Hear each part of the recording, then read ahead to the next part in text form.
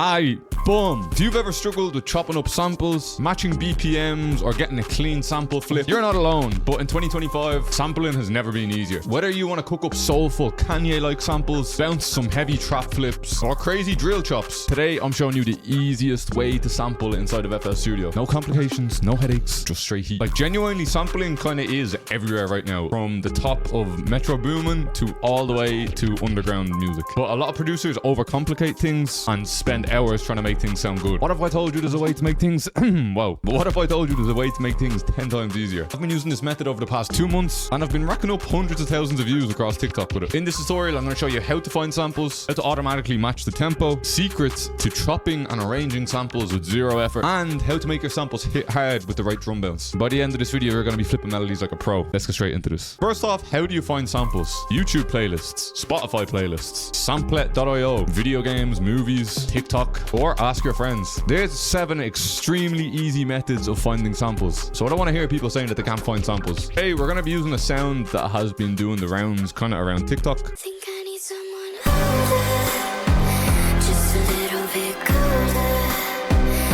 The vocals on this are actually very, very cold. That's why I want to use this. I always love a sample that's got vocals in it. So once you have your sample downloaded, you want to drag it into FL. And first, I like to find the BPM of the sample. So normally what I do is I come over to the drum section, or wherever there's drums. I can see there's a drop right here. And I click this little button and then I tap along with it. Just a little bit colder. And then what we can really do is if I just cut it, you can kind of see like that kick should be in line with the 2.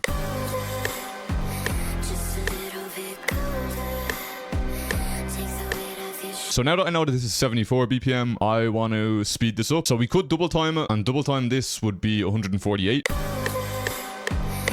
I think we're gonna maybe slow it down a little bit, be at like 142. So then what we need to do is click on the sample, click fit the tempo, and put in the original BPM. So the original BPM is 148. So once you have it synced to BPM, then I like to extract the stems. Literally all you want to click is that, extract, take it from here, I think.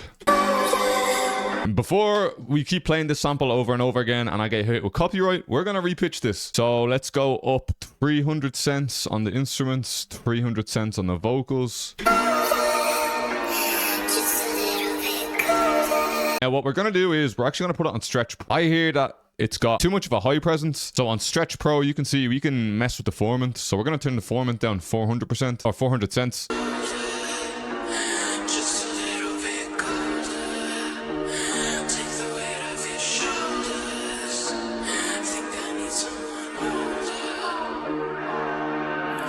So something that I like to do is use Gullfoss on samples. This is like a dynamic EQ.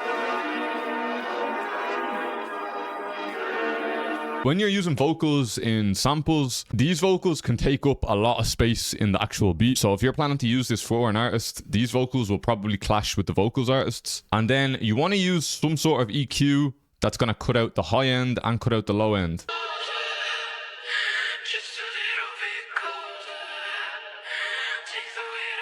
This is just freeing up a lot of space in the actual melody and in the beat. And now, here's the sample and sauce. We are going to highlight these and we're going to press Control, Alt, and C. It's going to consolidate our track. Once it's consolidated, you want to open it and you want to click Open in New Fruity Slicer channel. Once Fruity Slicer opens up, you want to make sure that you're slicing it on beat. And then also you want to play around with the attack and the decay.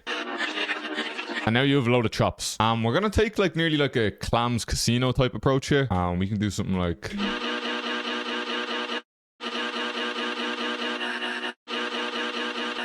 Now this is literally trial and error. You just need to find the notes that sound best with each other. Ooh, there we go. It's always so hard because you always have something in your head, but then you don't know if it's going to play out. It's kind of alright. Let's try this one. There we go. That sounded actually alright, didn't it?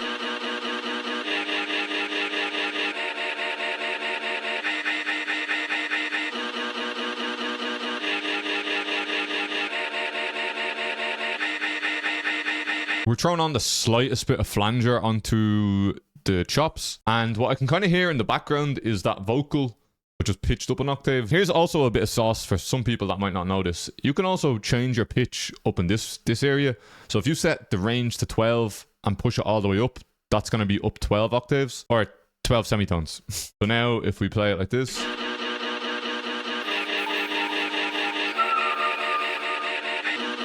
Let's say it again.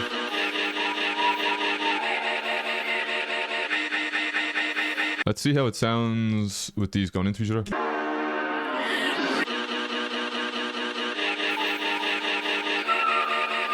Feel like let's make another section. What we're gonna do is we're gonna render out our chopped up vocal, and we're gonna come into Edison. We're gonna click blur, click accept, gonna drag this out. We can get rid of this rendered version. We don't need that anymore. All right, might sound a bit mad. We are going to throw on a gross beat fade out onto this, and I think we might take the vocal also and do the same thing with that.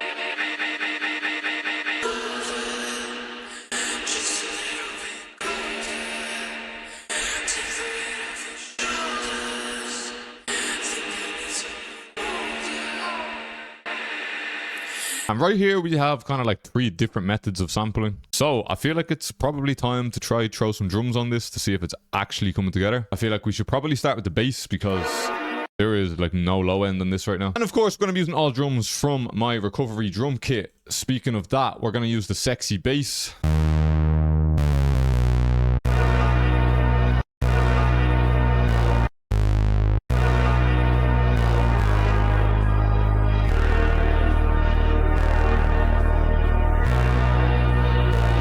Very easy like that.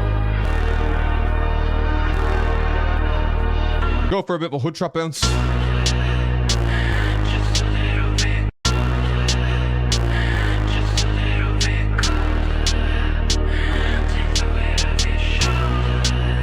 Switch it up on the end of the 8. Maybe actually take out some of the hats.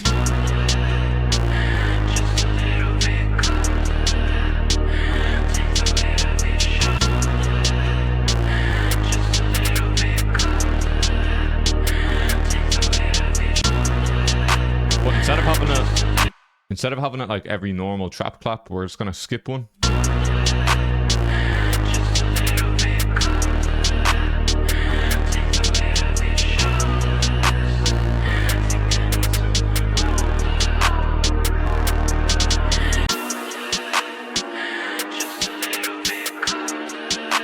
And now, instead of the sexy bass, we are going to be using my go-to Spins 808.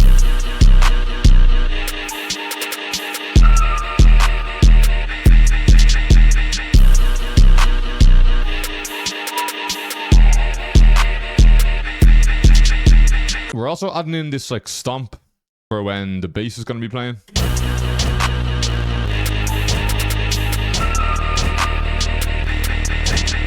And we'll throw in a couple of little perk kind of ear candies towards the end of the bar. If you made it this far in the video, I appreciate it. If you smash the like button for me, man, drop a comment. Any engagement, much appreciated. If you want to hear this beat with vocals on it, head over to my Instagram or head over to my TikTok because I put a Nems acapella on it and it sounds pretty tough. So yeah, you can check that out there, but I'm going to play the full beat here. Recovery drum kit in the description for the hardest drum kit of 2025.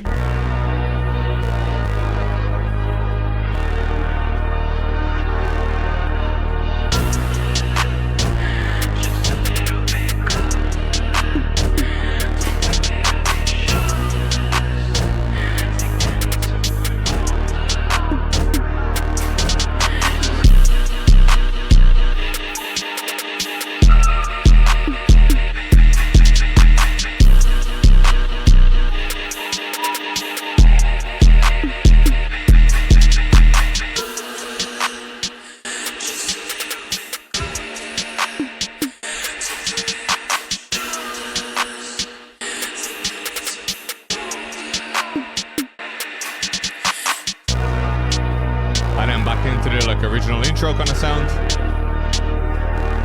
And yeah, man, that's it. Appreciate you for watching. Make sure you run me up on all socials because I'm active everywhere. I'm out. Good luck. See you later. Bow.